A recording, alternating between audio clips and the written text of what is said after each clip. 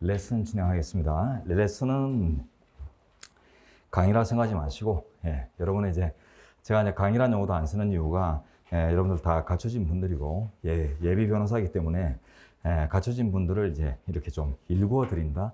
이런 의미에서 이제 이 수업이 있기 때문에 특훈이에요. 특훈 수업. 자, 들어보겠습니다. 우리 헌법재판론부터 진행하죠. 185페이지로 가겠습니다.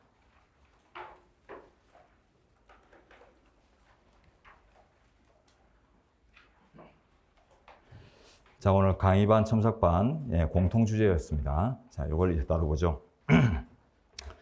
자, 먼저 오른쪽에 282번으로 갑니다. 그리고 지금 다른 것들은 꼭 체크해 주세요. 체크를 하시고 나중에 정지문을 뒤에 가서 또 할 거예요. 나중에 이제 사순환 무렵에 또 하고 리마인드 특강은 제가 이제 기록형을 공기록을 해드릴까, 공기록 이제 마무리를 좀 해드릴까 좀 고민 중인데, 작년에는 이제 리마인드 특강도 정지문하고 키노트 두 가지를 이제 화학적으로 진행을 했거든요. 그래서 올해는 좀 고민이 있습니다만, 어쨌든 공기록 아니면 키노트, 정지문, 통합 이렇게 정리를 할 건데, 여러분들은 한 2번 이상 정지문하고 키노트를 보시게 될 거예요. 키노트는 이제 진도별 모의고사 때 제가 레슨으로 할 겁니다. 자, 그래서 지금 이제 처리하는 것들하고, 지금은 아주 기본 쟁점, 가장 기본이 되고, 이제 불패법이라고 하죠. 백전불패. 100번 싸워도 지진 않는 이런 부분들을 이제 체크를 하고, 나중에 이제 한 번 더 할 때는 체크 포인트를 하나 더 넣을 겁니다. 그래서 아주 가려서 이제 쪽집게. 요걸 이제 마지막 사순환 무렵에나 할 텐데, 그때 이제 그 2개 정도 체크 포인트가 들어간 것들 위주로 해서 마무리하시면 충분히 점수 나와요. 자, 이제 282번 체크하십시오. 지금 우리 헌재법에 따르면 변론 후 기피나 복수 기피가 금지되고 있습니다. 자, 변론 후 점 복수 기피 금지. 변론이 진행되고 들어보다가 갈아치우고, 또 여러 명을 동시에 2명 이상을 동시에 갈아치우고 이러다 보면 재판관들을 이제 새로 이제 공석을 메워 가지고 이분들이 이제 심리 과정을 모르기 때문에 그 사람들이 이제 심리 과정을 이제 익힐 때까지 일반적으로 이제 소송이 정지되거든요. 이런 이제 소송의 중단을 악용하는 이런 사례들이 워낙 많기 때문에, 그래서 이제 심판 장기화 방지를 위해서 변론 후의 기피나 복수 기피는 금지되고 있습니다. 자, 그다음 283번 갑니다. 헌재소장은 헌법재판소의 재판관 3명으로 구성되는 지정재판부를 두어 헌법소원 심판의 사전심사를 담당하게 할 수 있고, 지정재판부는 헌법소원 청구가 명백히 부적법한 경우에는 전원의 일치된 의견으로 각하한다. 자, 이제 괄호가 이제 오지문, 이제 원래 지문이요. 원지문인데, 오지문하고 좀 대조가 필요할 부분이 있으면 이렇게 이제 살려놨는데, 여러분은 이제 설명을 들으시니까 키 처리된 부분이 있죠. 볼드체로 된 부분. 그 부분이 이제 원래는 오지문으로 나온 부분을 바꿔놓은 것이다. 이렇게 이제 이해하시면 됩니다. 그게 이제 출제 포인트라는 거죠. 자, 이제 다시 봅니다. 지정재판부 제도는 헌법소원에 있습니다. 헌법소원의 적법 요건을 심사하게 돼 있는데, 그 이유가 이제 민중소송의 뜨거운 열정 때문에 너무 무절제한 소송들이 많이 청구되고, 그 헌법재판소 심판 사건 중에 한 80%가 헌법소원과 위헌법률 심판이에요. 그러다 보니까 이제 이런 것들을 좀 특히나 이제 헌법소원이 많죠. 그래서 이제 가려내기 위해서 이런 제도를 두는데요. 그래서 딱 3인의 재판관으로 3개의 지정재판부를 둡니다. 3개의 지정재판부를 3인으로 구성을 해서 이제 추천 배정을 하는데, 자, 내려가시면 세 줄에, 두 줄에 3명 체크, 그 다음에 세 줄에 헌법소원 심판, 헌법소원 체크합니다. 다른 데 없습니다. 위헌법률 심판 이렇게 끼우기도 하는데 오지문이에요. 헌법소원만 있고, 자, 그 다음에 사전심사 체크합니다. 사전심사란 말이 본안, 즉 근본 안건을 직접 이제 다루는 게 아니라 소송 요건을 다루는 거다. 그래서 그 밑에 이제 키워드로 합니다. 명백하게 부적법, 이유 없음이 아닙니다. 부적법. 자, 부적법하거나 이유 없는 경우, 이래가지고 오지문이에요. 그래서 이유 없는 경우는 그 본안 판단 요소이기 때문에 그게 들어가면 안 되고, 명백하게 적법 요건을 못 갖춘 경우에 한해서 이제 만장일치, 자, 전원일치 체크합니다. 전원일치. 요게 이제 명백하다는 의미로 대표될 수 있는 건데요. 누가 봐도 재판관의 이견 없이 명백한 부적법일 때만 통지가 되고, 한 명이라도 적법하다고 보면은 다 전원재판부로 넘겨줘야 돼요. 자, 이렇게 출제 포인트입니다. 전부 다. 자, 다음 페이지로 갑니다. 285번. 헌재법은 헌법소원에 대해서만 국선대리 제도를 직접 규정한다. 자, 첫 줄에 헌법소원 체크하시고, 심판의 실효성 보장 대책입니다. 심판 실효성 보장. 민중소송 같은 이제 제도를 도입을 하면서 이게 좀 실효적으로 활성화됐으면 하는 의도에서 이런 걸 둔 겁니다. 그래서 어떤 변호사 비용이나 이런 것들 때문에 주저할까봐 그래서 이제 헌법소원을 활성화시키고자 이런 이제 실효성 보장 차원에서 국선 대리 제도를 뒀고요. 다른 재판에는 없습니다. 자, 그리고 287번으로 갑니다. 국회의원의 법률안에 대한 심의표현권 침해 여부를 다투는 권한쟁의든 뭐든 간에 모든 심판 중에서는 이제 취하가 허용되는데 그 취하의 효과를 우리 헌법재판소의 이제 반대 의견 중에는 예외적 비종료설이라고 해서 객관적인 심판 이익이 존재하는 경우라면 취하가 허용되지 않는다 이런 의견도 있습니다. 그러나 우리 법정 의견, 즉 재판정의 공식 의견은 무조건 종료설을 취해요. 그래서 맨 마지막 키워드 보시면 심판 청구의 취하를 배제하는 것이 타당하지 않다. 요거는 일단 그 밑에다가 요거부터 먼저 써놓으세요. 취하 종료설 붙었습니다. 취하 종료설.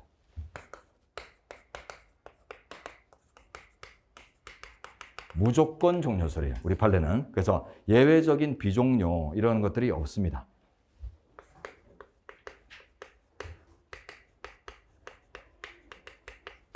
그래서 객관적 심판이익 같은 고려하지 않고 무조건 종료시켜버리는데 그러니까 좀 이상하죠. 객관소송은 항상 객관적 소의 이익이 고려된다고 했는데 왜 여기서는 고려 안 할까? 예, 논리적으로는 그렇습니다만 우리 현재 입장에서는 지금 논거가 없어요. 판례 논거가 없는데 논리적으로 접근을 해보면 사법자원의 이제 배분 문제입니다. 그래서 몇 안 되는 구인의 재판관이 대한민국 모든 최고 사건들을 다루다 보니 취하가 생성되면 빨리 다른 사건으로 집중할 수 있는 이런 이제 계기가 된다고 생각해서 예외 없이 바로 종료를 시키고 있어요. 자, 그러면 이제 국회의원의 법률안에 대한 심의표권 침해가 문제되는 권한쟁의 사건에서 심판 청구의 취하를 배제할 것인가, 불허할 것인가 허용합니다. 자, 그래서 우리 현재는 헌법소원 심판, 권한쟁의 심판 모든 심판 중에서 심판 청구의 취하를 아주 자연스럽게 인정하고 있어요. 자, 그래서 마지막 키워드가 심판 청구의 취하를 배제하는 것이 타당하지 않다란 말은 심판 청구 취하를 허용해야 된다는 뜻입니다. 권한쟁의에서도. 자, 그리고 여러분 키노트에 가면 두 문자가 있을 텐데 취소권 종료라는 두 문자가 있습니다. 이거는 사례형 대비한 두 문자인데요. 취하와 관련해서 헌법소원과 권한쟁의에서 종료서를 취한 판례가 있다. 이렇게 배우세요. 취소권 종료. 예, 키노트에 가면 있어요. 키노트에 가면 그 일반 심판 절차 헌법재판론에 두 문자로 떡하니 존재하니까 나중에 읽어둡니다. 취하, 헌법소원, 소, 권한쟁의 권, 종료설, 무조건 종료설. 예, 다 들어가 있어요. 자, 이제 288번으로 갑니다. 헌재 전원재판부는 재판관 7인 이상의 출석으로 사건을 심리하며 탄핵, 정당해산, 권한쟁의 심판은 구두변론에 의한다. 자, 요것도 키노트에 두 문자가 있으니까 이렇게 씁니다. 구탄정권이라고 써놨어요. 구탄정권. 그 다음 이제 서소위까지 들어가면 완벽한데,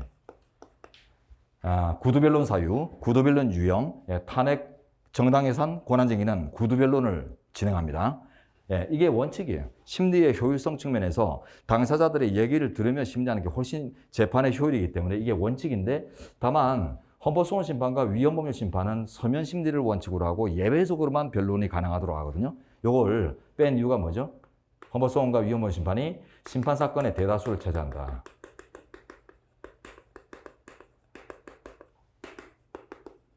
네, 그래서 대부분의 사건들이 매달 나오는 사건들이 보면 다 위헌법률 심판하면 헌법소원, 그중에서도 헌법소원이 제일 많은데 이걸 다 이제 구두변론주의를 취하다 보면은 심판이 빨리 못 끝나요. 네, 그래서 이런 것들은 이제 서면 심리를 원칙으로 하되 꼭 들어볼 필요가 있다 생각하면은 이제 구두변론을 열도록 이렇게 하고 있습니다. 주로 간통죄 사건이나 낙태죄 사건이나 이런 아주 첨예한 사건들이라고 하죠. 이런 사건들에서는 이제 구두변론을 진행하거나 한 적이 있습니다. 자, 됐고, 그 다음, 첫째 줄에 그 심리정족수 7인도 외워주셔야 됩니다. 7인. 7인의 참여로, 참여자 과반수의 찬성으로 일반적으로 결정을 내리죠. 자, 그리고 내려가시면, 오른쪽으로 가죠. 오른쪽에 가시면 292번 봅니다. 자, 여기는 6인 정족수가 요구되는 걸 나오는데요. 자, 보시면, 전원재판부는 7인 이상의 참여로 종국심리에 참여한 재판관 과반수의 찬성으로 사건에 관한 결정을 합니다. 과반수 체크해 볼까요? 이게 이제 원칙입니다. 7인 중 과반수입니다. 7인 중 과반수. 자, 그래서 우리가 이런 판례도 있죠. 8인 재판관 체제에서 탄핵 결정, 인용 결정이 가능한가? 박근혜 사건에서 나왔는데 가능하다고 했죠. 그때 요걸 들었거든요. 헌재법에 7인이면 심리를 진행하고 그중 과반수가 찬성하면 의결도 가능하게 되기 때문에 예, 탄핵은 그러니까 그렇기 때문에 그래서 8인 체제에서 6인을 초과하는 이제 8인 체계에서 6인만 형성되면 충분히 가능한 거다. 그래서 7인 이상이 참여하면 과반수로 결정할 수 있고 예외적이라고 하더라도 6인이면 결정을 내릴 수 있기 때문에 결국 이제 박한철 소장이 퇴임하기 이제 전에 문제를 제기했지만은 8인 체제에서도 탄핵 선고 가능하다 해가지고 인용 결정까지 내렸던 사건에서 요것들이 다 인용이 되거든요. 자, 조문은 이제 보시고 그러나 이제 세주 가시면 다만 법률의 위헌 결정부터 이제 몇 가지 결정들은 내려가시면 자, 키워드 다음에 재판관 6인 이상의 찬성을 요구합니다. 자, 요것도 두 문자 키노트에 있으니까요. 6탄 정변 위인 해서 이제 기억합니다. 네, 그리고 요 두 문자를 이렇게 연결하시면 네, 아주 좋아요. 스토리텔링이 좋습니다. 자, 구탄 정권의 서소위. 요때 이제 구탄 정권이란 말이 이제 저는 구탄 정권 이런 의미로 이제 썼거든요. 구탄 정권. 굿했다 말이 뭐냐면 아주 좋다 이런 뜻이 아니라 무당을 불러서 정권을 유지하는 이 무당 정권을 얘기하는 거예요. 그래서 구탄 정권. 예, 뭐 박모 정권도 지금 현재 정권도 이 종교와 무관하지 않기 때문에 그래서 구탄 정권에서 서시성을 가지는 어떤 장교가 소위가 이건 말이 안 돼 해가지고 정변을 일으켰는데 총환자로 없이 6탄전으로 정변에 성공을 해서 위인이 됐다. 이렇게 기억합니다. 9탄 정권의 소소위가 6탄 정변 위인이다. 네, 이렇게 암기를 하시고요. 자, 그리고 좀 더 세세한 내용들은 다음 기회로 미루도록 하겠습니다. 자, 일단 항목을 외우는 게 중요하기 때문에 다음 294번으로 갑니다. 요거는 두 문자가 또 정권가예요. 예, 오늘 다 다뤘죠. 강의반 다뤘어요. 강의반. 정권가. 그래서 가처분 제도가 정당해상과 권한쟁의 심판 두 군데만 명시되어 있는데 우리 현재는 예시설을 취해서 헌법소원이나 이런 데서도 다 확장을 합니다. 이유는 가처분 제도는 종국 결정의 실효성 확보를 위한 이제 보전 처분으로서 헌재 입장에서는 아주 적극적으로 대하거든요. 자기한테 유리한 제도라서. 그래서 예시설을 취하는데 어쨌든 조문, 정권가, 경제계의 월가, 월스트리트가 있기 때문에 정치계의 정권가 이렇게 한번 대응을 시켜봅니다. 자, 그리고 오른쪽 297번 봅니다. 자, 가처분 조건 나오는데 본안 심판이 부적법하거나 이유 없음이 명백한 경우에는 가처분을 인용할 수 없다. 자, 명백한 체크하세요. 두 줄. 자, 요게 결국 명백성 통제 정도에 머무른다. 아주 적극적으로 적법 요건이나 이유 유무를 판단하지 않는다는 뜻입니다. 이게 가처분에 대한 적극설이에요. 그래서 씁니다. 가처분 적극설. 가처분에 대해서는 우리 현재가 아주 적극적인 태도를 취하는데요. 일단 요건도 한번 외워보죠. 요건도 이제 우리가 사례 문제로 이미 나왔지만 선택형 대비해서 또 외워놔야 되거든요. 자, 요건은 본권 긴급회의입니다. 본권 긴급회의. 자, 키노트에 두 문자 있습니다. 그래서 본권에 관해 긴급하게 회의가 개최 중이다. 자, 이렇게 이제 외우는 건데 본안 관련성, 권리보호 이익, 소의 이익이죠. 소의 이익 갖춰야 이제 적법 요건을 갖추고요. 그 다음에 이제 인용을 위한 요건으로서 긴급회의, 즉 긴급성과 회복 불가능한 손해 방지 필요성, 그 다음에 이익 형량, 이렇게 이제 구성이 됩니다. 행정법상 이제 가부제 요건하고 크게 다르지 않아요. 그래서 본권 긴급회의 암기하시고요. 자, 이제 또 한 장 넘겨보겠습니다. 301번. 네, 읽어보죠. 헌재법 68조 1항에 의한 헌법소원 심판의 가처분에서는 자, 일단 두 줄 보십시오.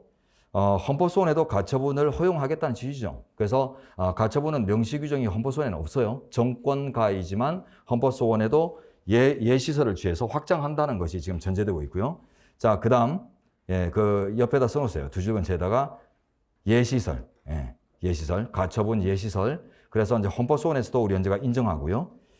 그 다음에 이제 계속 읽어보면 현상 유지로 인한 회복 불가능한 손해 예방의 필요성, 효력 정지의 긴급성 요건이 충족되어야 하며 가처분을 인용한 뒤 본안 심판이 기각되었을 때 발생할 불이익과 반대, 가처분이 기각된 뒤에 본안이 인용되었을 때 발생할 될 이익을 비교하여 결정한다. 그것도 인용 여부를 뭐예요? 긴급회의죠. 긴급회의. 긴급성과 회복 불가능한 손해방지 이익 형량. 예, 가상적인 이익 형량을 해서 판단합니다. 자, 다음 이제 위헌법률 심판으로 넘어가죠. 189페이지. 307번 체크합니다. 자, 요거는 예, 안에 들어가서 보기 전에 요 이제 도해를 먼저 정리하고 들어가죠.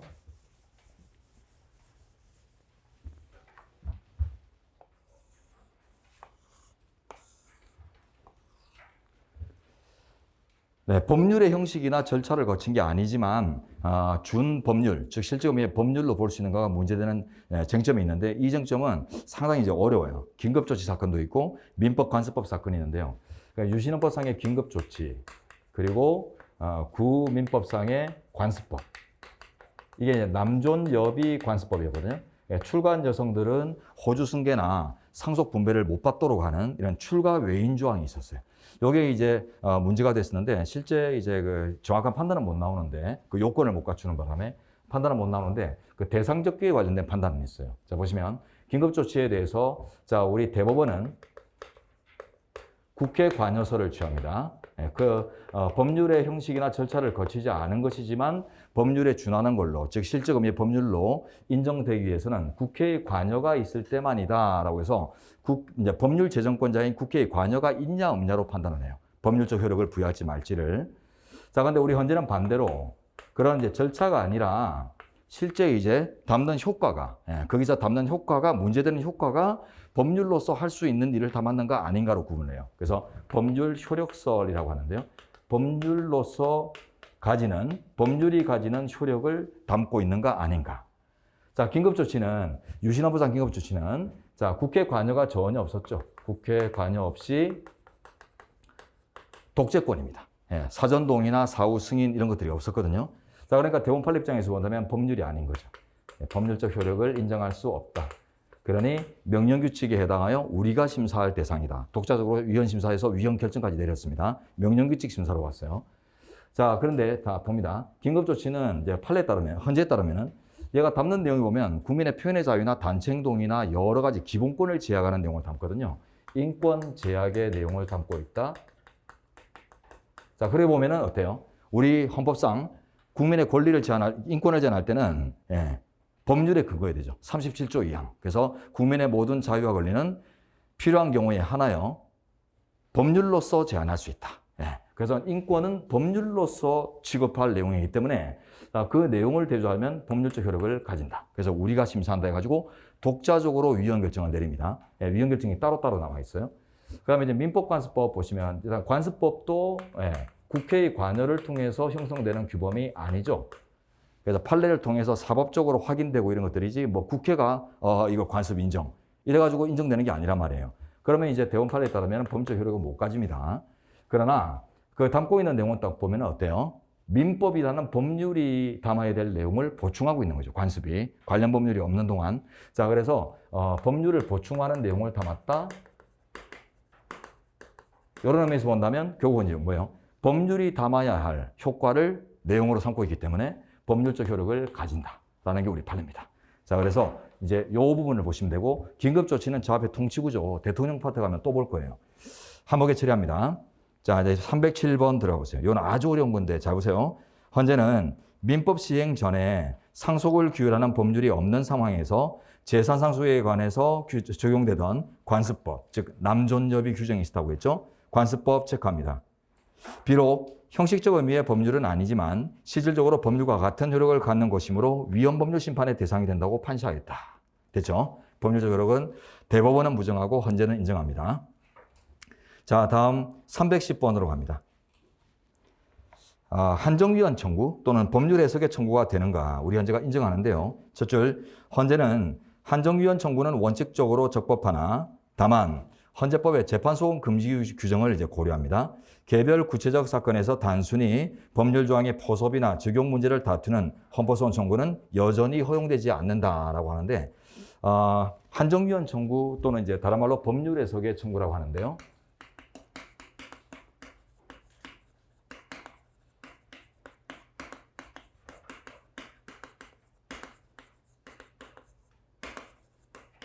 네, 헌재의 한정위헌 결정을 촉구하는 주장입니다. 그러니까 한정위헌 결정이 어떤 거예요? 이 조항을 이렇게 적용하면 위헌이거나 합헌이다 이런 뜻이잖아요. 그러다 보니까 질적인 축소 해석이라면 법률 해석이 들어가요. 그러다 보니까 결국 대응시키면 한정해서 법률의 조항의 의미를 한정을 해서 위헌을 청구한다는 말은 법률의 해석 결과를 청구하는 것이다. 즉 법조항 자체를 순수하게 위헌 제기하는 것이 아니라 그게 그 의미 분석의 결과를 이제 청구하는 것인데 우리 헌법이나 헌재법의 규정에 따르면 위헌 법률 심판이나 각종 이런 규범 통제는 법률 또는 법률 조항을 대상으로 하도록 이렇게 명시가 되기 때문에 법률의 해석은 법률 조항 자체는 아니지 않느냐. 그래서 이제 문제가 될 수 있는데 우리 헌재가 매한 가지라고 보죠. 그죠? 예, 법과 그 법의 의미 분석은 뗄래야 뗄 수 없는 불가분 총체이기 때문에 결국 법의 의미가 특정되고 확정돼야 집행이 비로소 가능하기 때문에 이 둘은 한 몸이다라고 생각해서 해석의 청구도 받아들입니다. 자, 그래서 허용됩니다. 그러나 재판 소금 금지 조항이 헌재법이기 때문에 그래서 재판의 당부를 타진하는 재판의 타당성을 이렇게 따져보는 청구는 여전히 안 된다. 이렇게 보죠. 예, 그래서 적법 재판의 당부 이렇게 이제 기억하시고 뭐 문장을 또 반대로 써도 좋아요. 재판의 당부를 타진하는 정도만 아니면 적법하다. 이렇게 보는 게 우리 판례입니다. 키노트에 가면 잘 써져 있습니다, 여러분. 자, 그다음 312번으로 가죠. 이제 위헌법 심판의 재판의 전제성인데요. 위헌법 심판의 이제 재판의 전제성에서 그 재판의 의미를 밝히는데 요거부터 확정하죠. 자, 보시면은 재판의 전제성 요건에서 재판의 의미와 그다음에 아까 봤다시피 재판 소원 금지 조항이 있죠. 헌재법에. 자, 재판 소원 금지 조항의 재판의 의미가 동일합니다. 우리 판례에 따르면. 그래서 이 두 가지 재판의 의미는 동일하다. 자, 그러면서 이제 넓게 봐요. 넓게 보는데, 그 형식이나 단계를 불문하고 법원의 고유한 사법작용에 해당하면, 재판의 전제성을 요건을 갖추는 재판도 되고, 소원의 금지 대상인 재판도 된다라는 게 우리 판례입니다. 자, 고유 사법작용. 그래서 못 빠지냐면, 사법행정작용 정도가 빠져요. 그래서 사법부에서 당부하지만 고유한 사법이 아닌 행정작용, 이런 것들. 그런 것들만 이제 빠지고 다 들어간다는 거예요. 그래서 읽을 때 그냥 넓게 읽으시면 됩니다. 뒤져보시면 재판의 전제성에서 재판이란 판결, 결정, 명령 등 형식 여하와 본안에 관한 재판이거나 소송 절차에 관한 재판이거나를 불문하고 심급을 종국적으로 종결시키는 종국재판뿐만 아니라 중간재판도 포함된다. 이게 포함되지 않는다. 이런 식으로 오지가 나온 거예요. 아주 넓게 보면 돼요. 광의설 넓게 본다. 자, 위헌법률 심판의 재판의 전제성 요건은 전체적으로 광의설입니다. 넓게 보는 이유가 재판 소원이 금지되는 우리나라 현실에서 위헌적인 재판의 발생 가능성을 최대한 사전에 예방하기 위해서 그 위헌법률 심판의 가동 가능성을 넓혀놓는 거죠. 그래서 재판의 전제성, 법률, 이런 법원의 제청, 뭐 이런 조건들이 대부분 다 광의설이에요. 자, 이제 다음 페이지 190페이지로 갑니다. 318번으로 가죠. 당해사건 재판에서 승소 판결을 받았다 하더라도 그 판결이 확정되지 아니한 이상 상诉절차에서 그 주문이 달라질 수 있다면 당해사건에 적용되는 법조항은 재판의 전제성이 인정된다. 자, 첫 줄 뒤에 승소 판결, 그 다음 아래 확정되지 아니한 체크합니다. 승소 판결이 확정되면 혹은 형사재판에서 무죄 재판이 확정되면 그때부터 우리 헌재는 재심의 이익이 없기 때문에 더 이상 다른 내용의 재판, 즉 재판의 전제성을 못 갖춰서 각하가 된다고요. 우리 그게 헌재 판례거든요. 그래서 무죄나 승소 이런 당사 입장에서 가장 유리한 재판이 그것도 확정까지 되면 그러면 더 이상 재심의 이익이 없다. 그런 다른 말로 하면 재판의 전제성 조건 중에 이제 깨적다, 주의내요 있잖아요. 주의내요, 깨적다, 다가 뭐예요? 다른 내용의 재판이 있을 수 있을 것, 네? 다른 내용의 재판이 가능할 것. 이게 재판의 전제성 조건인데 다른 내용의 재판 가능성이 이제 확정 이후에는 재심 정도만 남아 있는데 재심에 유지 이익이 없는 거예요. 이거는. 가장 유리한 결정들이 확정까지 돼버렸기 때문에 그러니까 재판의 전제성 요건 중에 다른 내용의 재판을 할 경우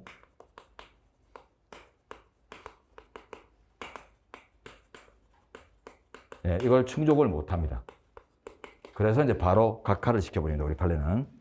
그러나 반대로 또 이해하셔야 돼요. 반대가 판례가 또 있는데 승소 판결이 떨어졌지만 이게 이제 확정되지 않은 상태. 미확정 승소 판결. 예, 그거는 금방 지문에서 봤듯이 세 줄줄에 상소심, 예, 상급심 절차에서 번복될 수 있잖아요. 그래서 승소가 패소로 바뀌거나 무죄가 유죄로 바뀔 수 있는 가능성들이 있기 때문에 다른 내용의 재판 가능성이 열려있는 상태라서 미확정 승소 판결에 대해서는 재판의 전제성이 인정됩니다. 자, 그래서 요게 이제 그 지문이에요. 그래서 무죄나 승소가 이제 확정돼 버리면 재심의 이익이 없다. 이렇게 이제 정리가 되는데, 자, 반대로 아무리 이제 무죄나 승소라 하더라도 미확정이다. 예, 미확정 상태면은 그러면 재판의 전제성이 있습니다. 예, 요게 이제 지문이에요. 자, 다음 319번으로 갑니다. 우리 헌재법에 가면 수사나 재판의 사건 기록들 이런 것들을 헌법재판소가 송부 요청을 할 수 없다라는 송부 금지 조항이 있어요. 헌재법에. 자, 그 조항에 따르는 이제 결론이 나오는데 재판의 전제성 요건을 충족하는지를 헌재가 원칙적으로 직권주의가 적용되는 객관소송에서는 알아서 이제 판단하는 게 원칙이지만 예외적으로 여기서는 법원의 견해를 존중하거든요. 자, 헌재는 법원의 위헌법률심판 제청에 있어서 재판의 전제성에 관한 제청법원의 견해를 존중하는 것이 원칙이다. 자, 법원 체크, 존중 체크합니다. 네, 그런데 자, 그 다음 보세요. 다만 이러한 제청법원의 견해가 명백히 유의될 수 없을 때에는 또 직권으로 조사할 수 있다. 이게 이제 객관소송의 원칙론이 이제 발동을 하는 이런 경우가 되는데, 그럼 왜 직권소송이 적용되는 직권주의가 적용되는 객관소송에서 이렇게 법원의 판단에 미루느냐 하니까 헌재법에 가면 아까 말씀드렸지 수사나 재판의 사건 기록들을 헌법재판소로 송부하지 못하도록 하는 이런 송부 금지 조항이 있단 말이에요. 요것 때문에 이제 나오는 문제입니다. 자, 요거는 이제 권력 분립의 관점, 수사나 재판의 독립 이런 관점에서 이제 헌재가 기관마다 서로 이제 자극을 주고받고 이런 것들을 이제 방지하기 위해서 송부 금지 이런 것들을 이제 둔 것인데, 그러다 보니까 헌법재판소는 이 법률이 이 사실관계, 이 분쟁 사건에 적용되는 규범인가 이런 것들을 판단할 수 있는 자료를 못 가져요. 사실관계를 알아야지 들여다볼 텐데 본인이 스스로 자료를 못 보기 때문에. 그래서 결국 이제 사실관계, 우리 모의고사 문제로 친다면 케이스가 없는, 사실관계가 없는 그냥 설문만 있는 거예요. 그러니까 이제 이거는 어쩔 수 없이 사실관계를 직접 들여다본 법원이 잘 알 것이다 라고 해서 법원의 견해를 이제 존중해 주는 것입니다. 그래서 법원이 재청권을 행사해 왔다면 별 문제 없이 재청의 요건을 다 갖췄을 것이다 이렇게 이제 접근을 합니다만, 그러나 예외적으로 누가 봐도 또는 수사 기록이나 사건 기록을 안 들여다봐도 명백하게 부적법한 청구들이 있어요. 이런 것들은 이제 직권으로 각하 처리하는데 이것도 예를 써봅니다. 자, 금이 됐습니다. 어떤 거냐 하면 이미 헌재가 위헌 결정을 선고한 법률에 대해서 위헌 결정 선고된 법률의 재청입니다.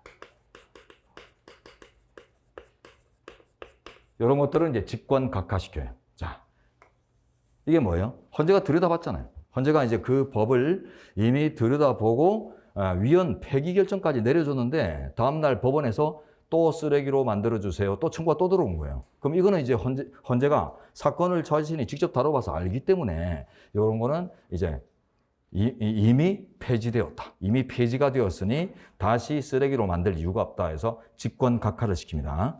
자, 그 교훈이 뭐냐면 그 수사나 재판의 사건 기록을 들여다봐야 알 수 있는 내용이냐, 안 들여다봐도 알 수 있는 내용이냐, 이런 걸로 이제 구분이 되고 있어요. 자, 이제 320번으로 갑니다. 자, 첫 줄, 재판의 전제성은 법원에 의한 법률의 위헌 심판 제청 당시뿐만 아니라 헌재의 위헌 법률 심판의 시점에도 충족되어야 하는 것이다. 자, 좋죠. 요게 이제 소송 요건의 이제 의미를 밝히는데, 자, 보십시오. 소송 요건은 소의 적법 요건은 자, 두 가지 성격이 고려됩니다. 첫째, 소의 이익의 구현입니다. 소의 이익이라고 하는 소송의 일반 요건을 구현해 놓은 거예요. 그래서 위헌법 심판의 재판의 전제성이든 헌법소원의 청구인 적격, 능력이고 뭐 이런 것들이 다 대상 적격을 이렇게 한정하고 이런 것들이 다 소의 이익을 구현한 겁니다. 요거는 사법의 소극성이죠. 사법은 입법권이나 행정권처럼 적극적인 정치 권력이 아니어서 세상 질서를 만들어가는 게 아니라 그들이 만들어 놓은 질서를 그냥 확인해 주는 이런 소극적인 작용만 해요. 그러다 보니까 자, 요거는 사법의 소극성이라는 속성으로부터 나오는 한계법리인데, 그래서 뭐 소송법 가면은 이런 표현을 들어보시는지 모르겠는데, 그 법원이라는 거죠.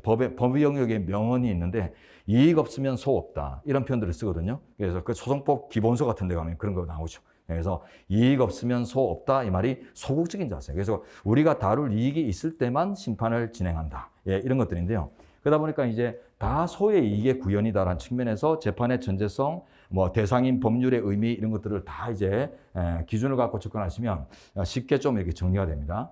자, 그리고 이제 두 번째가 이 소송 요건은 소의 존속을 위한 요건이다. 이런 의미들을 이제 챙기셔야 되는데, 존속이란 말이 두 가지 의미를 갖고 있죠. 자, 소의 존재와 지속성 두 가지를 다 아우르는 요건이기 때문에 최초 이제 심판 청구 당시에만 갖추면 되는 게 아니라 소가 전국적으로 결정이 날 때까지 계속 구비해야 돼요. 민사소송을 지나면 변론 종결 시까지 계속 구비가 요구된다. 그래서 이제 본안 심리를 들어갔다가도 도중에 적법 요건 이제 탈락이 확인되면은 바로 부적법 각하 결정을 선택할 수 있습니다. 자, 그 다음 이제 뭐 종합 문제 이런 것들은 주로 보면 지엽들이에요. 주로 지엽이고 너무 미세한 것들이라 보이지 않습니다. 이런 거 하나 버린다고 해서 합격하는데 지장이 전혀 없기 때문에 대부분 버리십시다. 자, 이제 다음 페이지로 가서 3번 법원의 제청으로 가겠습니다. 자, 328번 내려가죠. 위헌법률 심판에 제청 신청을 한 당사자는 제청 신청이 기각된 때에 제청 신청 기각 결정에 대해 당해 법원에 항고할 수 없다. 헌재법의 명시 규정인데요. 불복 금지. 자, 이런 규정 그리고 또 그 밑에 것도 같이 볼까요? 329번 같은 취지인데요. 법률의 위헌 여부 심판에 제청 신청이 기각된 때 당사는 당해 사건의 절차에서 동일한 사유로 다시 제청을 신청할 수 없는데, 이때 당해 사건의 절차란 동일한 신고뿐만 아니라 당해 사건의 상소심 절차를 포함하는 것이다. 상소심 포함 체크해놓으세요. 재신청 금지 조항인데요. 자, 이게 결국은 자 보십시오.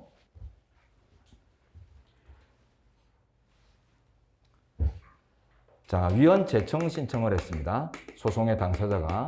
요게 이제 받아들여지면 위헌 제청 사건으로 넘어가죠. 법원이 이제 제청을 하게 되면 위헌 제청 사건.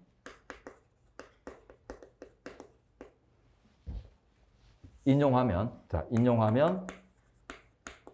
위헌 법률 심판, 다른 말로 이제 위헌 제청 사건으로 넘어가게 되고요. 자, 만약에 인용하지 않고 우리 법 문장대로 이제 기각, 이제 판례에 따르면 각하도 포함하는데요. 각하를 포함하는 이제 기각 선고되면, 자, 요게 이제 위헌 제청이 이제 이루어지지 않는 결과 위헌 법률 심판이 안 되죠. 요걸 대비해서 우리나라에서는 위헌 소원 제도를 채택하고 있어요. 그래서 위헌 소원 사건으로 넘어가게 되는데, 이 위헌 소원 사건이 이제 어떤 의미를 가지냐면 불복형 규범 통제. 자, 불복형 규범 통제라는 의미를 가지고 도입됐습니다.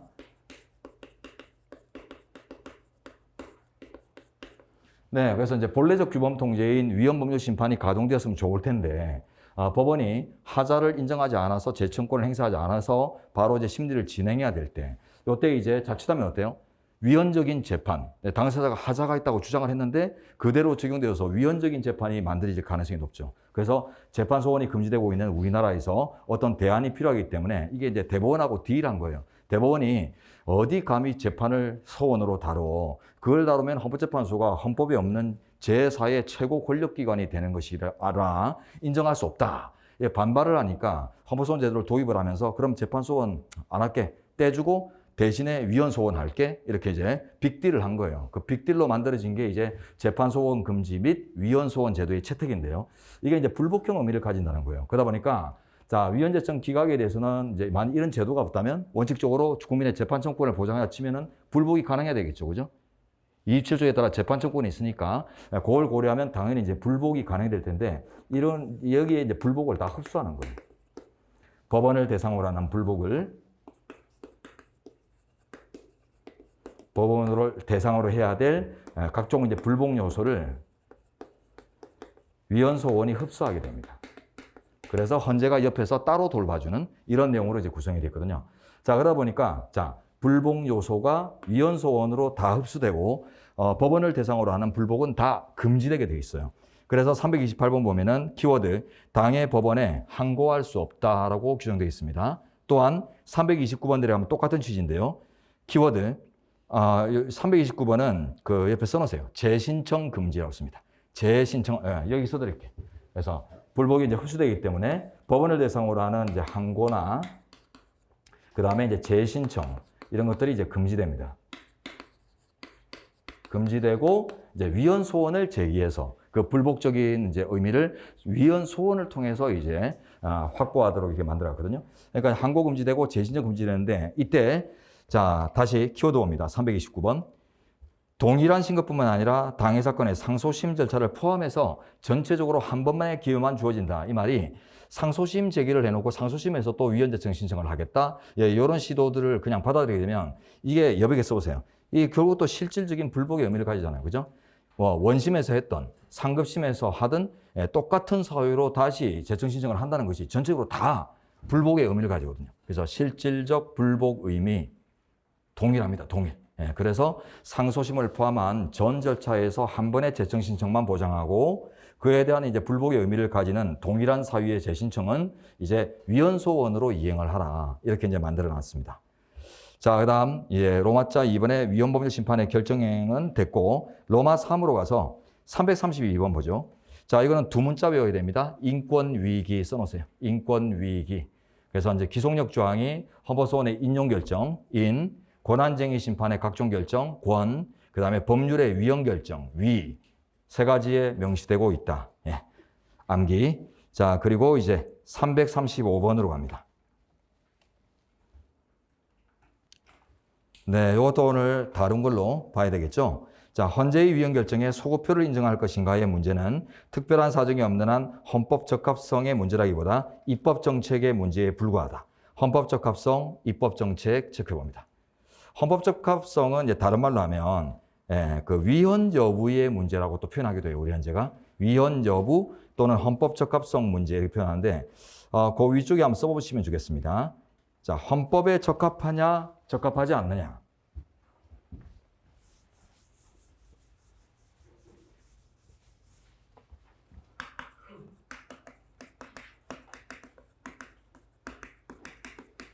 이게 다른 말로 하면 위헌성이거든요. 헌법에 위반되느냐, 헌법에 부합하느냐 이 말이잖아요. 그죠? 위헌이냐 아니냐 이 말이 헌법에 적합하냐, 적합하지 않느냐 이 말이거든요. 같은 말. 자, 이런 헌법 적합성이나 위헌성의 평가에서 위헌 결정이 장래효냐, 소급효냐 이런 결론들이 당연히 도출되는 게 아니라는 것입니다. 예. 그래서 헌법 적합성 평가로부터 당연히 도출되는 것이 아니다. 예, 이게 이제 헌재 판례인데요. 결국 이제 위헌 결정의 효과가 시간적 효력 범위가 소급을 할 것인가, 장래적으로만 효력을 가질 것인가는 법치주의의 두 이념인 법적 안정과 법적 정의의 조화로운 입법을 통해서 결국 선택될 문제지. 이게 이제 위헌 평가를 받았다, 헌법에 적합하지 않다는 평가를 받았다라는 이유에서 바로 소급표, 바로 장래효 이런 것들이 상정되는 게 아니란 뜻입니다.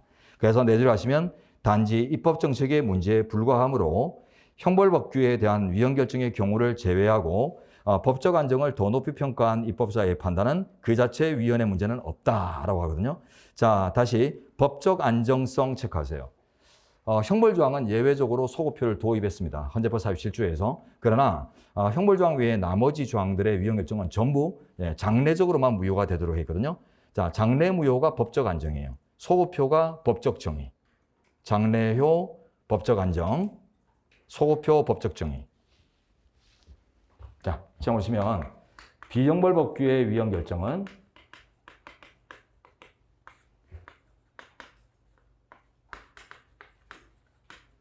자, 요거 장래효, 장래무효 명시를 했고요. 형벌법규에 한해서만 그것도 이제 부분 소급표를 채택했다고 하죠. 종래 합헌 결정이 선고된 경우에는 그 최종 결정일의 다음 날로 소급하는 부분 소급표. 자, 소급표를 채택을 했는데 이 장래효가 법적 안정을 구현한 것입니다. 법적 안정성. 그리고 이제 소급표가 자, 법적 정의. 이게 이제 두 가지 다 법치주의의 양대 이념이거든요.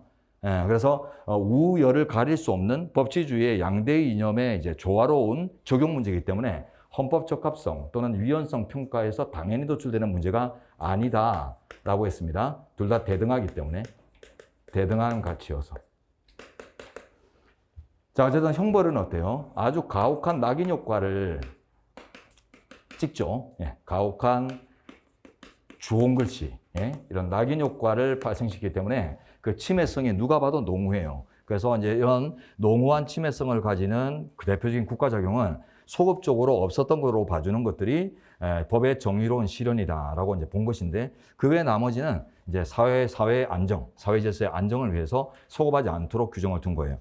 그러면 이제 아까 법적 안정성을 더 높이 평가한 입법자의 판단, 이런 표현들이 오지문으로 나오거든요. 예, 법적 정의를 더 높이 평가한, 이런 식으로 오지문으로 이제 다른 시험에서 나오기 때문에 우리는 형벌조항 외에 대다수의 위헌 결정은 법적 안정을 중시하는 태도를 취하기 때문에 원칙적으로 법적 안정을 입법자가 선택한 결과입니다. 자, 다음 346번. 형벌에 관한 법조항이 위헌으로 결정된 경우 소급하여 효력을 상실하지만 종전에 합헌으로 결정한 사건이 있다면 그 결정, 정확하게는 최종 결정이죠. 최종 결정이 있는 날에 다음 날로 소급한다. 4차례 옥소리 사건까지 간통죄 합헌 결정이 있다가 5차례에서 판례 변경되는 형벌조항입니다. 소급표가 있고요. 그러나 옥소리 사건이라는 최종 사건 선고일에 다음 날까지만 소급하기 때문에 옥소리는 구제받지 못한다. 이런 거 드렸어요. 자, 부분 소급표. 여백에 써놓습니다. 헌재법 47조 4망 부분 소급표 채택이라고 씁니다. 완전 소급표 아니에요. 법률이 처음 탄생할 때, 즉 제정 당시로 소급하는 게 아니라 이렇게 이제 부분적으로 소급표가 제한될 수 있도록 이렇게 규정했는데요. 그 이유는 당대 법감정의 존중을 위한 취지다라고 했습니다. 시대 정신의 존중. 자, 이제 338번. 형벌에 관한 법조항에 대해 위헌 결정이 선고된 경우 이미 유죄 확정 판결을 받은 자는 재심을 청구할 수 있다. 자, 씁니다. 헌재법 47조 4항의 소급표 관철 취지입니다. 법 47조 4항 소급표 관철. 네, 그래서 우리나라 헌재법에는 재심제도가 2군데 있어요. 위헌소원에서 인용결정이 나왔을 때 법 75조 7항에 따라 재심 청구가 보장되고요. 두 번째, 47조 4항에 따라 형벌법규에 대한 위헌 결정이 나와서 소급표가 인정될 때, 그때 소급표 관철을 위해서 재심을 허용합니다. 47조 4항. 자, 그래서 형벌조항의 위헌 결정, 그 다음 위헌소원의 인용 결정, 그 2군데 재심제도가 있습니다. 우리나라에는. 자, 그리고 340번으로 갑니다.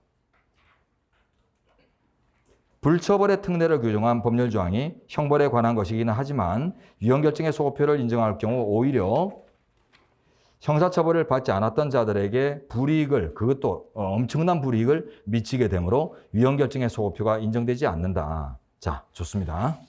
이 정지문이니까 당연히 좋죠. 자, 칠판 봅니다. 칠판. 자, 여기요. 형벌법규에는 소급표가 있다고 했어요. 그래서 이 소급표의 적용 범위가 이제 문제되는데, 자, 형사절차법규, 형사소송법의 공소시효 조항이나 이런 것들이 위헌 나온다고 해서 소급되지 않는다는 게 우리 판례예요. 그래서 형사절차법규의 위헌 결정에는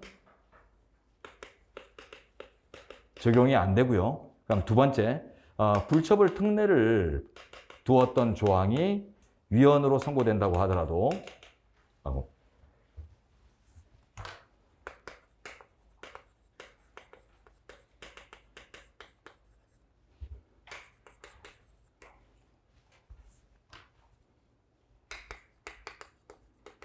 적용이 없습니다. 예, 이건 다 장내요라고 해요. 장내요. 47조 4항의 소급표 규정이 적용이 없다고 합니다. 그 이유는 어쨌든 이 조항이 전체 체계에서는 어때요? 전체 체계에서는 우리 헌재가 뭐라고 했어요? 우리 입법자는 법적 안정을 중시하는 태도를 취하면서 극히 예외적으로만 소급표를 부여했다라고 하면서 이걸 예외 조항으로 봐야 되죠, 그죠? 그래서 예외 조항의 엄격 해석입니다. 네, 그래서 예외 조항의 소급표를 부여하는 예외 조항의 문헌과 그 다음에 취지, 이런 것들을 아주 엄격하게 접근하게 되면 이런 결론이 나와요. 자, 그래서 형사절차법규, 얘는 어때요? 죄와 벌의 내용을 직접 정하는 실제법이 아니죠. 형법, 실제법이 아니기 때문에 형벌에 관한 법률의 위헌 결정이 써져 있거든요. 그러니까 죄와 벌에 관련된 법률, 이걸 엄격하게 보자면 이거는 실제법이다. 예, 그래서 죄와 벌을 직접 규율하는 실체법에 관한 규정일 뿐이지 그 실현 절차에 불과한 절차법규의 위헌 결정에는 적용이 없다라고 보고요. 그다음에 불처벌 특례법규는 여러분 이제 기본권 보호의무 위반 쟁점에서 중요한 판례인 교특법 사건, 교통사고 처리 특례법이 이제 예전에 위헌이 나왔었는데요.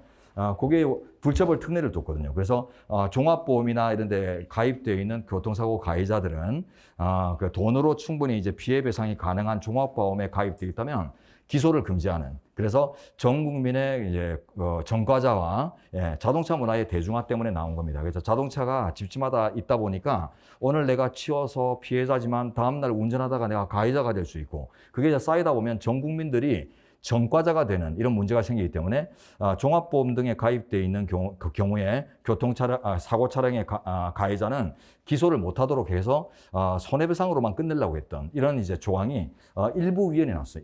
일부가 위헌으로 판단받았는데 그거는 이제 다음 기회에 보시고요. 자, 그래서 그 불처벌 특례가 이제 위헌 나왔다. 그래서 그러면 이제 이걸 소급하겠다. 고지고대로 이거는 처벌 조항이 맞죠. 처벌에 관련된 조항이 맞죠. 처벌을 배제하는 조항이니까 처벌 조항이 맞는데 어쨌든 얘를 고지고대로 적용을 해버리면 처벌되지 않기로 확정되어 가지고 마음 편히 일하던 사람들을 끌어서 이제 처벌을 해야 되는데, 그게 이 예외 조항에 가혹한 낙인 효과를 배제하기 위해서 채택이 된 것인데 없던 낙인 효과를 찍는 결과가 되잖아요. 그렇기 때문에 이거는 이 예외 조항의 도입 취지에 역행하는 것이다. 정면으로 역행합니다. 그래서 불처벌 특례의 위헌 결정에는 적용되지 않는다. 소급표가. 이렇게 보고 있습니다. 자, 그 다음. 자, 341번. 자, 이것도 오늘 다른 거죠. 형벌법규가 아닌 비형벌법규지만 우리 현재가 소급표를 확장합니다. 그게 이제 당해, 병행, 일반 사건으로 유형을 나눈 다음에 접근하게 되는데 여기다 쓰시면 되죠. 자, 보시면 비형벌법규는 이제 장래우를 명시했지만 소급표의 예외가 전혀 명문에는 없지만 우리 현재가 소급표를 확장하는 이론을 제시하고 있어요. 소급표 확장론. 네, 그래서 당해, 병행, 일반 사건 이렇게 이제 경우를 나눈 다음에 위헌 법률심판의 계기를 직접 마련해 준 그 당해 사건과 똑같은 조항으로 재판이 계류 중인 주변 사건들, 이런 경우에는 언제든 이제 위헌법률심판 제청이 이루어져서 같이 병합 처리될 수 있는 가능성이 있었기 때문에, 자, 이런 것들의 경우는 이제 권리구제의 실효성의 관점, 규범통제의 실효성 관점에서, 그것도 구체적 규범통제죠. 우리나라는 구체적 규범통제, 재판의 해결 수단으로서 가동되는 규범통제의 이제 실효성, 이런 걸 고려하자면 전제된 재판에 적용 소급표가 적용되는 건 타당하다. 이렇게 보고 일반 사건, 이제 그 외에 위헌법률심판의 계기를 마련해주지 않은 나머지 사건의 경우라 하더라도 권리구제의 실효성 또는 인권구제의 실효성의 관점에서 법적 안정을 심하게 훼손하는 정도가 아니면 소급표를 고려할 수 있다라고 해서 기준을 제시하고 있습니다. 자, 그래서 이제 그 내용이니까 한번 읽어보시기 바라요. 자, 그 다음 이제 343번으로 가겠습니다. 자, 요거는 요 팁 한번 이제 보죠.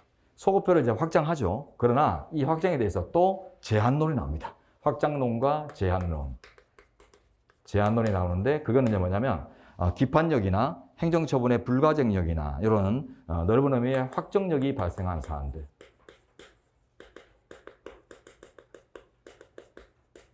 네, 확정력이 발생한 이런 사안들은 그 확정력이라는 자체가 법적 안정이 강조되는 효과거든요. 그래서 법적 안정을 강조해서 확정력이 인정되는 이런 사안에서는 법적 안정을 심히 해칠 수 있는 소급 이런 것들을 배제하는 게 좋다라고 해서 당해 병행 사건에 해당해서 소급표가 인정되는 부류에 드는데도 불구하고 당해 사건에서 기판력이 발생하면 소급되지 않는다. 그래서 또 제한을 해버립니다. 그래서 확장론과 제한론 이런 걸 다 갖고 있어요. 하나, 둘, 별개 쟁점이고, 하나, 둘, 이렇게 별개 쟁점이에요. 네. 자, 이렇게 이제 카테고리를 잡아놓으면 여러분들이 이제 쟁점들을 이제 묶어놓으면 여러분들이 활용하기가 훨씬 더 쉬워지고, 여러분들이 이해하는 거 이전에 활용하기가 쉬워져요. 그래서 패키지를 잘 꾸려놓습니다. 자, 그게 이제 343번인데 들어가 볼게요. 행정처분 이후 근거법이 위헌으로 결정된 경우, 당해 행정처분은 원칙적으로 취소 사유가 되므로 이미 취소 소송이 제기기간이 경과해 확정력이 발생한 처분에는 위헌 결정의 소급표가 인정되지 않는다. 자, 마지막 줄에 확정력 체크해 볼까요? 키워드 확정력. 그러면 오른쪽에 소급표가 인정되지 않는다, 미치지 않는다. 예, 이게 제한론입니다. 행정처분의 근거법이면 형사법은 아니죠. 형사법은 아니고, 그죠? 첫째 줄에 행정처분과 관련된 근거법이 사후에 유형결정 났다. 그러니까 이 행정처분의 근거법은 형사법은 아니고 행정법일 거예요. 그러니까 비형벌법규일 거 아니에요. 그 비형벌법규에 대해서 위헌결정이 나오더라도 우리 헌재가 소급표를 확장할 수는 있는데 다만 확정력이 발생한 사건이면 확장 못한다. 예, 그 마지막 논리입니다.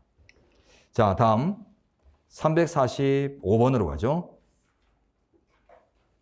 요거는 여러분들이 이제 행정법에서 하시니까 확인만 하세요, 개인적으로. 자, 행정처분의 하자가 무효사유인가 취소사유인가 그걸 이제 기준을 우리 대원 판례와 헌재 판례는 중대명백서를 취해요. 자, 그래서 행정처분의 하자와 무효사유 관련해서 자, 중대명백설 정도만 쓰면 되겠네요. 중대명백설 쓰시고 괄호에서 취소사유설입니다.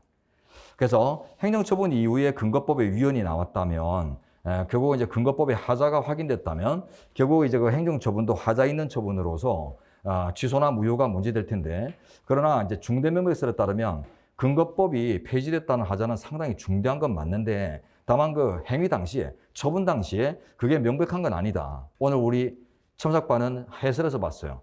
합헌성 추정 원칙. 자, 법률은 재판제도, 헌법재판제도가 따로 있는 나라에서 위헌 선고가 있기 전까지는 합헌으로 추정되기 때문에 그 합헌으로 추정되는 그 법이 지배하던 당시에 어떤 행위나 처분들은 다 그 적법하게 받아들이죠. 고의나 과실, 뭐 위법성 이런 것들을 인정하지 않습니다. 네, 그래서 이제 그런 이제 법칙들하고 연결했을 때 중대명백서에 따르면 중대성 요건은 갖추지만 명백성 요건을 못 갖추는 사례라서 무효는 아닌 하자. 다른 말로 하면 취소 사유에 불과하다. 그래서 제소기간을 지켜 항고소송을 제기하지 않으면 그 재판이 적법하게 성립 못 되기 때문에 함부로 무효확인 청구를 제기하고 뭐 근거법의 위헌 청구 이런 걸 못 하게 돼 있어요. 재판 전제성 요건을 못 갖춥니다. 자, 다음 헌법소원 심판으로 가겠습니다. 자, 먼저 350번 됐고 로마자 2로 가죠. 자, 위헌소원 351번 봅니다. 자, 모든 헌법재판의 요건들은 이제 소의 이익이 기준이 됩니다. 예, 그걸로 풀어볼게요. 헌재법 68조 2항에 의한 헌법소원의 대상이 되는 법률은 현재 시행되고 있는 유효한 법률인 게 원칙이죠. 그것이 당연히 폐지의 실익이 있는 것입니다. 그러나 그다음 보세요. 그런 바 공포되었으나 시행되지 않고 이미 폐지된 법률은 대상이 될 수 없다. 자, 시행되지 않고 폐지까지 체크하세요. 시행되기 전에 폐지된 거죠. 세상에 얼굴을 한 번도 내비친 적 없이 없어졌어요. 자, 이거는 기본권의 뭐 침해다, 뭐 여러 가지 어떤 법률 관계의 변동이다 이런 영향을 한 번도 미치지 못하고 없어졌기 때문에 소의 이익이 없어요. 심판으로 다룰 이익이 없다. 자, 그 다음에 아래 세 줄. 그러나 시행 후 폐지된 법률은 그 위헌 여부가 재판의 전제가 되는 경우 대상이 될 수 있다. 시행 후 폐지 체크하세요. 시행 후 폐지. 시행 후가 포인트죠. 시행됐어요. 지금 현재는 폐지됐지만 과거에 세상에 작동을 했습니다. 그러면은 분명히 이 법에 따라서 고통받고 제약받았던 존재들이 있을 수 있기 때문에 심판의 이익이 있죠. 이게 위헌이었냐 합헌이냐 가릴 이익이 있어요. 그래서 이 모두는 소의 이익이 있냐 없냐 이걸 가지고 이제 판단하시면 돼요. 규범 통제의 이익이 있냐 없냐. 자, 그 다음 352번 입법 부작위 나오는데 일단 입법 부작위는 크게 이제 유형이 진정 입법 부작위, 분형 입법 부작위 두 가지로 나뉩니다. 오늘 강의반은 요걸 이제 안 들었기 때문에 한번 보시는데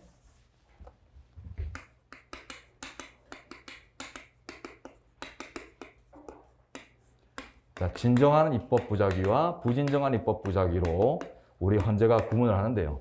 진정 입법 부작위는 그 개념이 입법권의 완전한 불행사 개념이죠. 입법권 불행사. 자, 근데 분형 부작위는 입법권의 불완전 행사 개념이죠. 불완전한 행사. 네, 얘는 오로지 부작위 요소로만 구성되어 있고요. 얘는 부작위 요소와 자기 요소가 함께 구성되어 있어요. 그래서 이제 이게 문제입니다. 요게 이제 자기이면서 부작위인 이런 이제 반대 성격을 동시에 갖는 행위는 없기 때문에 결국 이제 자기로 취급할까 부작위로 취급할까 논란이 되는데 부작위, 여러분 형법에 뭐 부진정 부작위 이런 거 하다 보면 어때요? 책 던지고 싶잖아요. 짜증나고 막 법논리 막 이상한 거 막 엄청나고. 그러니까 헌재도 보니까 요걸 부작위로 접근을 해버리면 뭐 논리를 제시를 하고 제공을 해야 되는데 심판이 너무 뻑뻑해지고 소송 경제라고 하죠. 소송 경제에 맞지 않을 것 같아요. 그래서 자, 이런 부작위 요소도 있고 그러나 작위 요소도 존재하기 때문에 적극적인 행위 두가 있기 때문에 결국 여기에다 포인트를 둡니다. 그래서 실무상 헌재 실무상 작위로 취급돼요. 부진정 부작위는 이유는 소송 경제 관점. 자, 그래서 이제 대상이 달라집니다. 그죠? 그래서 이제 얘는 부작위를 소송물로 삼아야 돼요. 부작위를 소송물로 삼는 헌법소원 이런 것들이 이제 가능한데 얘는 이제 부작위를 소송물로 삼으면 안 되고 작위로 평가하기 때문에 존재하는 법규범, 법률이나 명령 이런 존재하는 법규범을 소송물로 삼을 때만 조건 요건을 갖춘다라는 이제 판례의 결론이 있습니다. 자, 그래서 이제 들어가 보시면 첫줄 헌재법 68조 2항에 의한 헌법소원, 즉 위헌소원은 법률의 위헌성을 적극적으로 다투는 제도이다. 위헌법을 심판하고 실질이 똑같죠. 불복형 규범통제. 그러므로 법률의 부존재, 즉 입법 부작위를 다투는 것은 그 자체로 허용되지 아니한다. 네. 자, 결국 위헌 법률 심판이나 이런 이제 것들은 이건 너무 당연한 건데 법률을 대상으로 하기 때문에 존재하는 법률의 하자를 대상으로 하기 때문에 입법 부작위나 이런 부작위 요소를 대상으로 삼을 수 없다라는 뜻입니다. 자, 근데 이제 그다음 보세요. 다만 법률이 불완전 불충분하게 규율되었음을 근거로 법률 자체의 위헌을 다투는 취지로 이해될 경우에는 그 법률이 당해 사건의 재판에 전제가 된다는 것을 요건으로 규범 통제가 허용될 수 있다. 위헌 소원이 허용될 수 있다. 자, 이게 무슨 말입니까? 부진정 입법 부작위. 부진정 입법 부작위는 부작위가 아니라 작위로서 인식되어야 되기 때문에 존재하는 법규범을 대상으로 하는 심판을 제기할 수 있고 그래서 존재하는 법규범을 통제하는 위헌 소원의 대상도 된다. 이런 뜻이 되겠죠. 그래서 진정과 부진정의 이제 의미 구분 두 가지를 잘 하셔야 이런 문장들을 읽을 수 있습니다. 자, 다음 354번으로 갑니다. 자, 68조 2항의 위헌 소원. 아까 말씀드렸듯이 불복형 규범 통제의 속성을 가지고 이제 접근합니다. 헌재법 68조 2항은 당해법원에 의해 위헌 제청 신청이 기각된 법조항에 대해서 헌법소원을 청구할 수 있다고 규정하지만 당해법원이 재판의 전제성을 부정하여 각하한 조항에 대해서도 위 헌법소원이 허용된다. 자, 위에 각하 체크하세요. 각하. 우리 헌재법의 명문규정으로는 기각만 돼 있어요. 기각만 써지고 아까 판사하면서 제가 이제 말씀드렸는데 위헌 제청 신청이 기각되었을 때 위헌 소원을 제기할 수 있다 이렇게 돼 있거든요. 기각이란 말하고 각하란 말은 의미가 다르잖아요. 각하는 심리를 거부당한 거고 기각은 심리에 들어갔지만 이유 없다고 판정된 것이고 전혀 다르단 말이에요. 그러면 만약에 뭐 재판의 전제성을 못 갖춘 법률의 신청이다 해서 만약에 법원이 그 제청 신청을 기각하는 게 아니라 각하를 선택을 했다면 그거는 그러면 위헌소원의 요건을 못 갖추는 것인가가 문제되는데 기각이든 각하든 결국은 다 뭐예요? 위헌 제청 사건의 장애죠. 위헌 제청 사건을 이제 성립시키지 못하는 장애에 해당하기 때문에 그 대안으로서 불복형 규범 통제를 둔 이제 위헌 소원 제도에서 다 이제 흡수될 수 있는 겁니다. 그래서 우리 현재도 실질서를 취해서 각하까지 포함하는 넓은 의미의 배척 결정이다. 이런 식으로 이해를 합니다. 실질설이라고 써놨어요. 그래서 법문에는 기각이라고 제청 신청의 기각이라고 명시되어 있지만 여기에 각하도 포함되는 걸로 이렇게 보는 게 이제 실질설이라고요. 자, 그래서 실질적으로 위헌 제청 신청을 이제 배척하는 이런 의미를 가지면 결국 이제 위헌 소원을 통해서 억울함을 우회적으로 다룰 수 있도록 하는 게 마찬가지다라고 해서 이제 소원의 요건을 인정합니다. 자, 다음 마지막 357번으로 가죠. 자, 헌재법 68조 2항에 의한 헌법소원, 즉 위헌 소원이 청구된 경우에는 위헌 법률 심판이 제청된 경우와 달리 당해 소송 사건의 재판은 정지되지 않는다. 위헌 제청 사건은 재판이 정지됩니다. 그러나 위헌 제청 사건이 아니라 위헌 소원 사건은 재판이 정지가 안 된다는 게 판례예요. 자, 위헌 제청 사건은 재판이 정지되는 게 헌재법에 직접 써져 있습니다. 명시되어 있는데 위헌 소원에 대해서는 아무런 규정이 없어요. 규정이 없지만 우리 헌재가 판례상 정지되지 않고 당해법원의 재판이 진행할 수 있는 게 당연하다라고 이제 이해를 하는데 그 이유는 위에 써봅니다. 둘 다 위헌 제청 사건의 재판 정지가 명시된 거나 반대로 위헌 소원 사건에 대해서 재판이 정지되지 않는다고 보는 이유나 공통된 논거가 재청권의 존중 취지입니다. 헌법상 재청권 존중이라고 써놓으세요.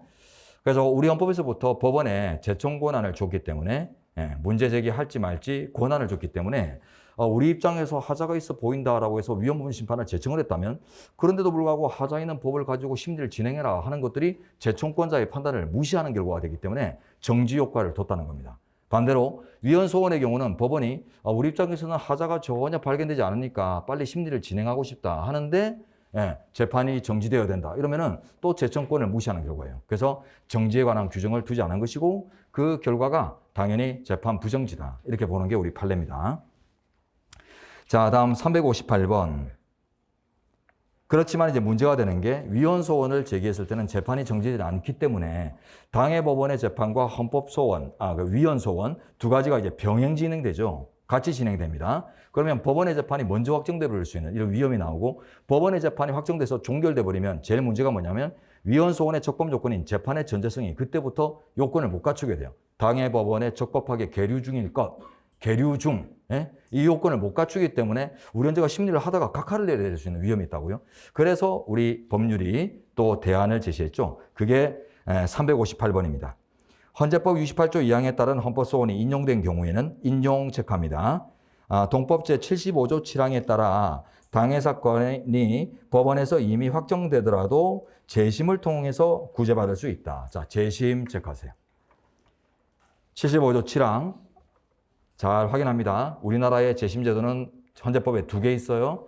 위헌 결정의 소급표 관철을 위해서 하나 있고 두 번째 위헌 소원의 인용 결정 관철을 위해서 위헌 소원의 인용을 위해서 하나가 또 있습니다. 자, 이를 통해서 이제 그 부적절할 수 있는 문제들을 이제 커버하고 있는데 근데 두 번째 이제 쟁점 하나 체크하죠. 자, 사례 쟁점인데 두 번째 줄에 인용 체크했죠. 인용 그 위에 봅니다. 써봅니다. 한정위헌 결정 물음표. 한정위헌 결정이 내려진 경우가 이 요건을 충족하는가? 헌재는 충족한다. 대법원은 충족하지 못한다. 이렇게 한정위헌 결정 기속력에 관한 논점이 여기에 그대로 다시 한번 다른 판에서 또 한 번 붙습니다. 자, 그리고 이제 나머지는 넘어가세요. 특히 이제 오른쪽에 있는 내용들은 너무 그 소송법 논리들을 세밀하게 물은 거라 또 출제 가능성은 없어 보이고요. 쭉 다 지나갔어요. 설문된 것들 다 넘기고 이제 200페이지로 가봅니다. 오늘은 시간이 적당하게 지나서 여러분이 한 10분만 더 주시면 제가 진행을 좀 더 해보고 싶은데 오늘 대면 첨삭이 없는데 여러분 뭐 대면 첨삭 다른 과목 남아 있을까? 남아 있고 또 7시에 민소법 진행하잖아요, 그죠? 오늘은 적겠습니다. 마음을 적겠고. 자, 일단 헌법재판노원 쪽에서는 좀 차분하게 법리도 이렇게 상세하게 설명하면서 좀 진행을 하고 저 앞쪽에 이제 기본권이나 이제 이런 데 특히 강론, 통치구조 같은 데 가면 속도를 안 낼라야 안 낼 수가 없어요. 거기는 뭐 두 문자 뭐 이런 것들만 딱 알면은 바로 뭐 탁탁탁 풀리는 부분이라 속도가 이제 당연히 확보되고 기본권 강론 쪽에서는 여러분한테 제가 이제 많이 이렇게 맡길 거예요. 개인적으로 읽어라. 체크만 해드리는 정도로 강론 쪽은 여러분들이 이제 대부분 다 강하시기 때문에 그런 식으로 해서 이제 시간 안배를 하고요. 그리고 이제 행정법 우리 서창교 교수님께서 레슨 강의를 이제 바로 행정법 시작과 동시에 이렇게 하는 게 아니라 나중에 이제 그 주말로 이렇게 미뤄서 한보기 하시기로 했기 때문에 행정법 강의 중간에 이제 시간이 있습니다. 그때 레슨이 진행이 안 되기 때문에 좀 더 차분하게 진행해서 헌법 뭐 종강과 동시에 끝이 안 나더라도 차분하게 해서 여러분들이 법리를 잘 깨울 수 있도록 진행을 해볼게요. 자, 고생 많으셨고요. 내일 뵙도록 하겠습니다. 수고하셨습니다.